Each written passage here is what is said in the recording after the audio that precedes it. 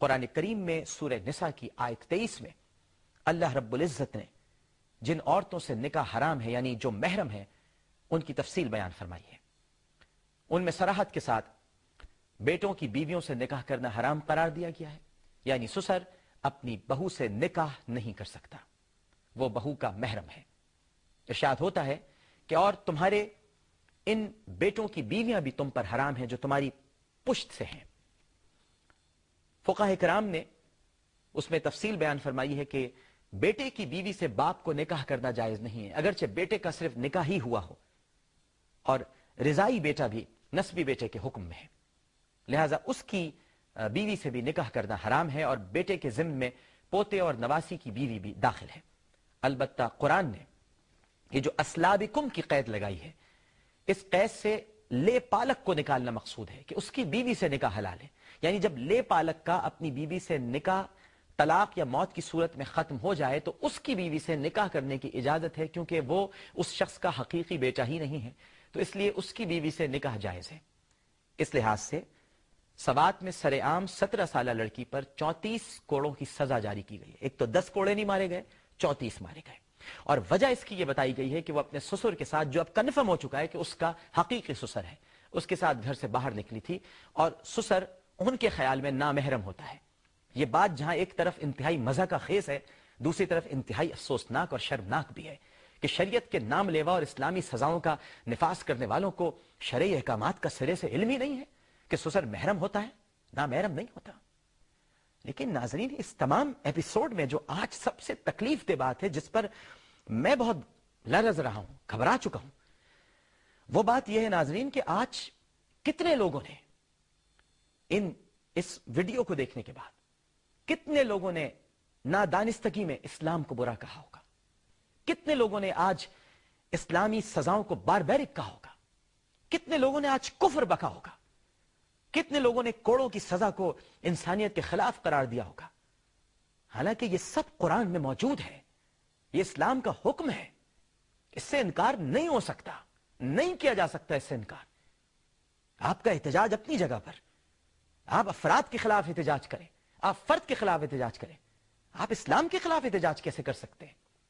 اسلامی سزا کو آپ باربیرک کیسے کہہ سکتے ہیں؟ آپ کیسے کہہ سکتے ہیں کہ یہ بربریت ہے، یہ ظلم ہے؟ اور بربریت کا لفظ بھی ہماری زندگیوں میں شامل کیا گیا ہے بربر قبیلے کو ذلیل کرنے کے لیے، جس نے اسلام دشمنوں کے خلاف جہاد کیا تھا. اسے تو کہنا چاہیے سربریت ہے، سربوں کو برا کہنا چاہیے. یہ بھی ایک پوری ہسٹری ہے، لیکن بربریت اب ہمارے یہاں ایسا داخل ہو گیا کہ ہم بربریت ہی کہتے ہیں، سربریت کہنا چاہیے. تو آپ مجھے بتائیے کہ آج ہم میں سے کتنے لوگ ہیں جنہوں نے نادانستگی میں، جذبات میں آ کر، جن کو دین کا فہم نہیں ہے، ایک تو انہیں ادراک اور فہم نہیں ہے جو یہ کام کر رہے ہیں، اور جو برائی کر رہے ہیں انہیں بھی ادراک اور فہم نہیں ہے. دونوں انتہا پسند ہیں. وہ بھی انتہا پسند ہیں جو سوات میں ظلم کر رہے ہیں، اور وہ بھی انتہا پسند ہیں جو ان کے ظلم کو دیکھ کر اللہ کے رسول صلی اللہ علیہ وآلہ وسلم کی شریعت کا مذاق اڑا رہے ہیں، اسلامی سزاؤں کو باربیرک کہہ رہے ہیں، ان کو ظلم کہہ رہے ہیں. تو پھر آپ غور کیجئے ناظرین، اب میں آپ سے بڑی اہم بات کرنے والا ہوں، تو پھر آپ غور کیجئے، آپ کو آج غور کرنا پڑے گا. اس میں کوئی اچنبے کی بات نہیں، کوئی حیرت کی بات نہیں کہ پھر اسلام دشمن قوتوں نے کچھ لوگوں کو خرید لیا ہو.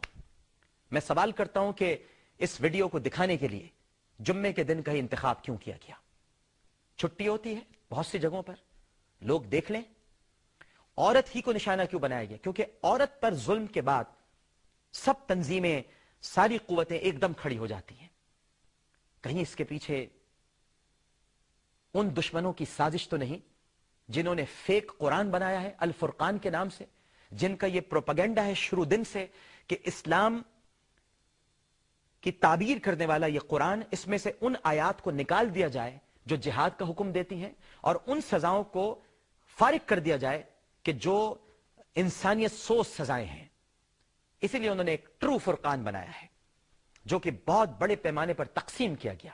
اس میں سے سورہ توبہ نکال دی گئی، سورہ صف نکال دی گئی، سورہ نور کی کچھ آیات نکال دی گئی، تاکہ لوگوں کو یہ بتایا جائے کہ یہ اسلام ہے، یہ تو بڑا ظالمانہ مذہب ہے جہاں عورتوں پر تشدد کیا جاتا ہے، الٹا لٹا کے مارا جاتا ہے، ظلم کیا جاتا ہے، بغیر کسی ثبوت کے الزام لگایا جاتا ہے، جہاں تعزیری سزا دینی چاہیے وہاں شرعی سزا دے دی جاتی ہے. یہ تو بہت ظالم لوگوں کا دین ہے.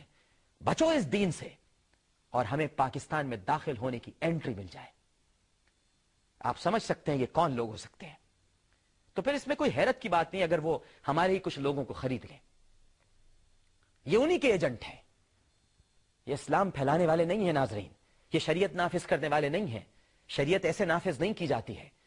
اس طرح کے مظالم کر کے در حقیقت وہ جواز فراہم کر رہے ہیں ایک دشمن کو پاکستان میں داخل ہونے کا.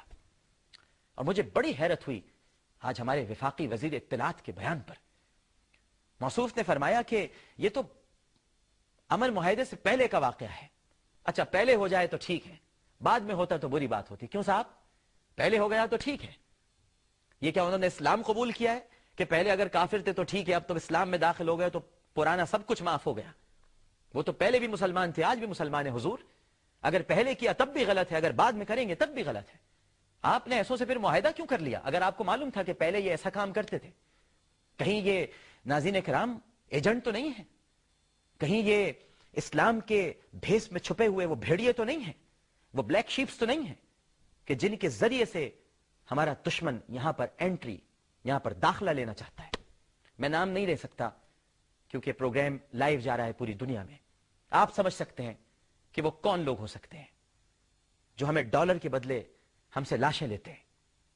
کہیں وہ یہاں پر اپنی عملداری قائم کرنا تو نہیں چاہتے اور ان کو استعمال کر رہے ہیں.